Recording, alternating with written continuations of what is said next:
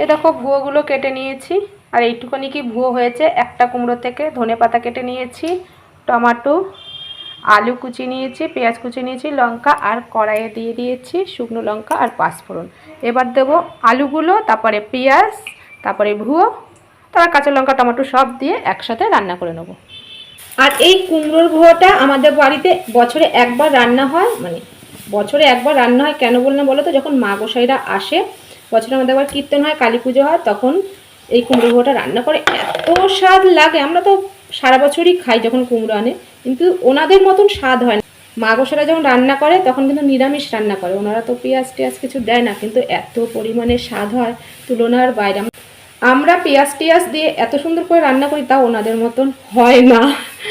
আর খেতে মারাত্মক হয়, আর প্রচণ্ড ঝাল দেয়, তখন কিছু করার নেই। দেখো একটা কুমড়ো এইটুখানি ভুয়ো, তাহলে 2-3টে কুমড়ো থাকে তখন মৎস্যবের সময়, তাহলে কইটুখানি ভুয়ো হয়। আর কত লোক থাকে বাড়িতে, ঝাল না দিলে তো হবে না। ঝাল দিলে মানুষ অল্প অল্প খাবে, আর ঝাল না হলে তো মানুষ এত এত খাবে, তাই তো?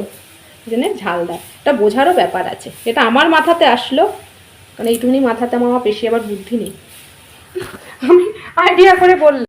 আর এই দেখো আলুটা হালকা হালকা ভাজা হয়ে গেছে, এবার দিয়ে দেবো এই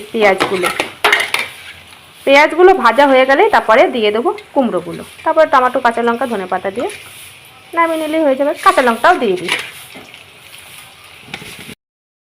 এই দেখো এবার কুমড়োর ভুয়োটাও দিয়ে দিয়েছি, আর এটার মধ্যে নুন, হলুদ আর চিনি পরিমাণ মতন দিয়েছি।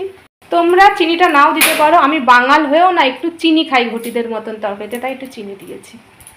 আমার মনে হয় চিনিটা দিলে তরকারির স্বাদটা একটু পাল্টে যায়। সামান্য 4-5 দানা করে দিই, কিন্তু চিনি দিই সব তরকারিতে, শুধু ডাল বাদে।